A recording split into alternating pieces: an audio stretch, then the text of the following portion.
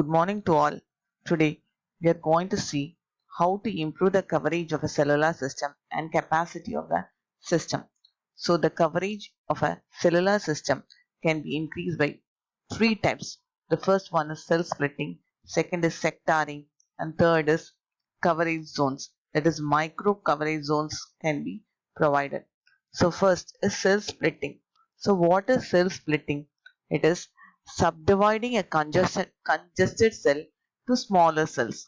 That smaller cells is called microcells. This microcell will be having its own base station and its antenna height will be less when compared to the larger cell, and the power that is used to transmit the signal will also be less here. Suppose if we feel that in a cellular system a cell has been saturated with traffic and it cannot support further use, that means it can be subdivided into a number of microcells. That is cell splitting we say. So in here the capacity of this technique, the capacity of the cellular system can be increased by using cell splitting. How means I am going to increase the number of repetition of the channels since I have used microcells. These small microcells will have less radius when compared to the large cells, but D by R ratio remains unchanged. What is D? D is the distance between the co-channel cells and R is the radius of the cell. So we have to maintain this value a constant. It should not be changed. Next, since I'm using smaller cells, I'll be increasing the number of smaller cells to cover the entire area. So there is an increase in the number of cells. So the number of channels that is going to be used is also increased. So this leads to an increase in capacity. So this is a diagram explaining cell splitting. Suppose you assume cell A is saturated with traffic. Beyond that, it cannot support the traffic. So what we can do is we can split the cell A into number of small cells, that is microcells, like E, F, G, B, C, D. It has been split into some 6 microcells in order to preserve the frequency reuse or frequency planning of the cellular system. And here the radius of the newly formed cells is less than the previous large cell A. Then what is the transmit power of the smaller cells? It will be always less. And the radius of the small cell is, for example, I have taken the radius of the small cell is half of the large cell. Then what is the received power of the small cell as well as the large cell? The received power of the larger cell at the boundary, that is proportional to PT1 into r to the power of minus n. What is PT1? PT1 is the transmit power of a larger cell. Then received power at the new cell boundary, that is proportional to PT2 into r by 2 the whole power minus n. PT2 is the transmit power of the smaller cell. N is your path loss component. See, not all the cells are split at the same time. Different cell sizes can exist. That is, the cellular system, both larger as well as smaller sizes can exist.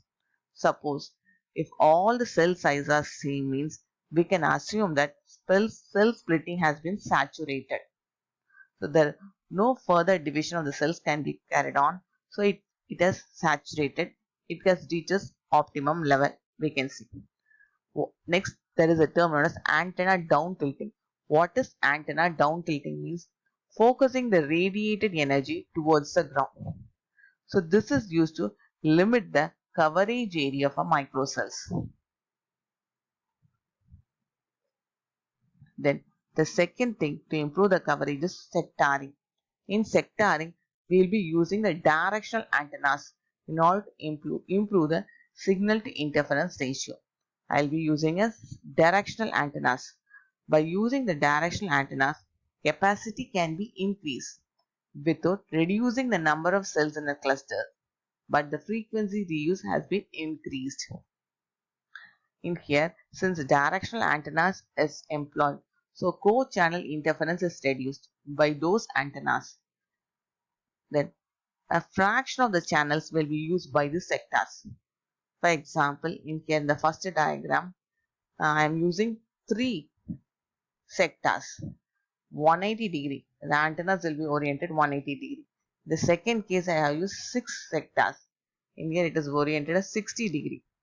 So this is used to increase the coverage area of a particular group of channels. So already the cell has been divided into 3 or 6 sectors. So actually handoff will be increased. For example, we assume 7 cell reuse system. In here 6 core channel cells are present. That is, this is 1, 2, 3, 4, 5, 6. These are the core channel cells. So these two, this cell as well as this cell, is having a antenna pattern and it is radiating. So this radiation will be interference to this cell. Similarly, this radiation will be interference to this cell. So this cell, center cell, is experiencing the interference only from 2 cells. The remaining, this one, this and this, is not going to affect the radiation of this cell. So by this we have reduced the interference. Next is, what are the demerits and merit of sectaring? There is an increase in the number of directional antennas at each base station, and the trunking efficiency is reduced as the pool of channel has been divided into small groups. More number of handoff is there between the sectors.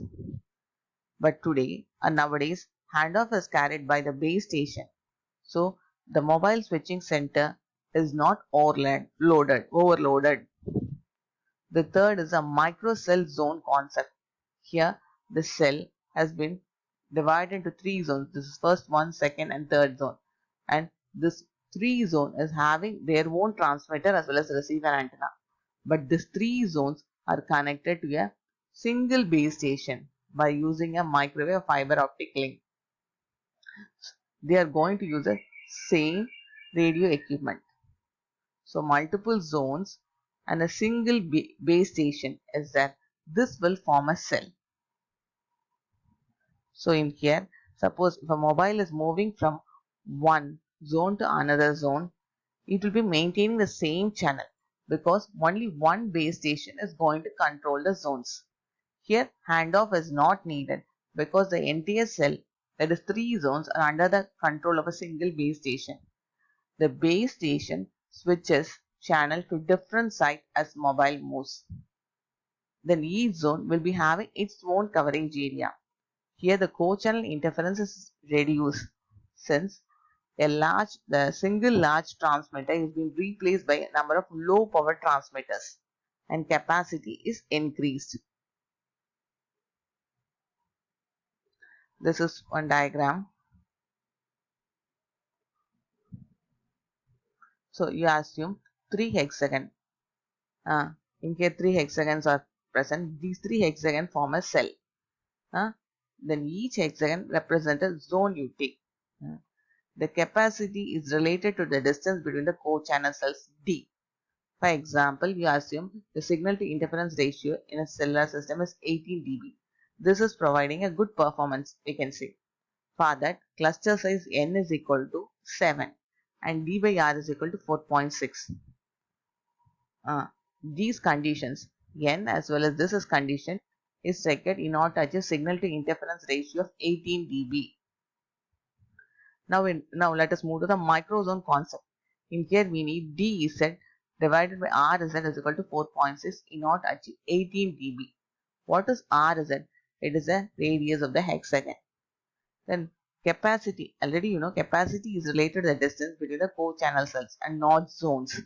D by R is equal to, in terms of RZ, I am going to write what is D by R. That is equal to 3.